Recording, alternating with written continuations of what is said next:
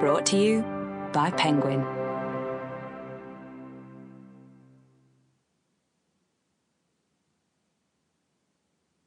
The Sea, by Iris Murdoch, read by Richard E. Grant. To Rosemary Cramp. Prehistory. The sea which lies before me as I write glows rather than sparkles in the bland May sunshine. With the tide turning, it leans quietly against the land, almost unflecked by ripples or by foam. Near to the horizon, it is a luxurious purple, spotted with regular lines of emerald green. At the horizon, it is indigo. Near to the shore, where my view is framed by rising heaps of humpy yellow rock, there is a band of lighter green, icy and pure, less radiant, opaque, however, not transparent. We're in the north, and the bright sunshine cannot penetrate the sea. Where the gentle water taps the rocks, there is still a surface skin of colour. The cloudless sky is very pale at the indigo horizon, which it lightly pencils in with silver. Its blue gains towards the zenith and vibrates there. But the sky looks cold.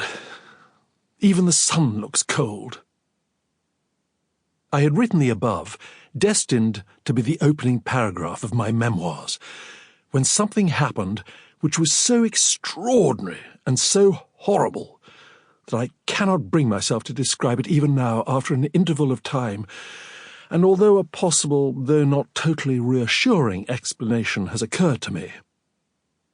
Perhaps I shall feel calmer and more clear-headed after yet another interval. I spoke of a memoir. Is that what this chronicle will prove to be? Time will show.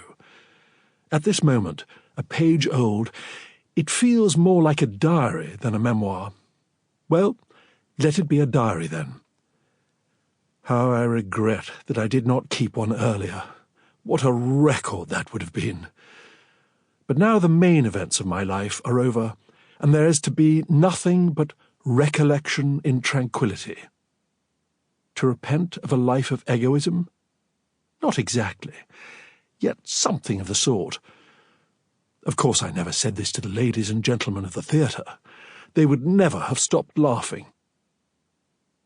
The theatre is certainly a place for learning about the brevity of human glory.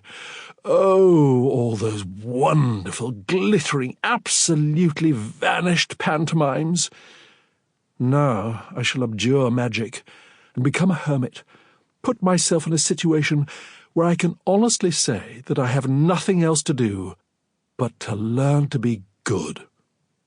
The end of life is rightly thought of as a period of meditation. Will I be sorry that I did not begin it sooner?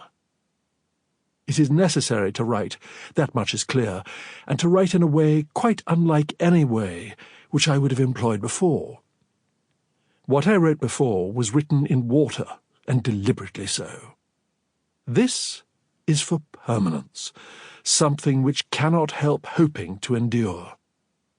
Yes, already I personify the object, the little book, the libellus, this creature to which I am giving life, and which seems at once to have a will of its own.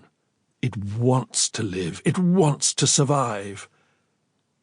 I have considered writing a journal, not of happenings, for there will be none, but as a record of mingled thoughts and daily observations, my philosophy, my pensée, against a background of simple descriptions of the weather and other natural phenomena. This now seems to me again to be a good idea. The sea.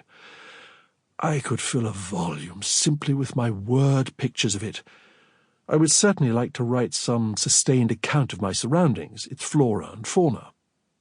This could be of some interest, if I persevered, even though I am no White of Selborne. From my sea-facing window at this moment, I can see 3 different kinds of gulls, swallows, a cormorant, innumerable butterflies, drifting about over the flowers, which grow Sample complete. Ready to continue?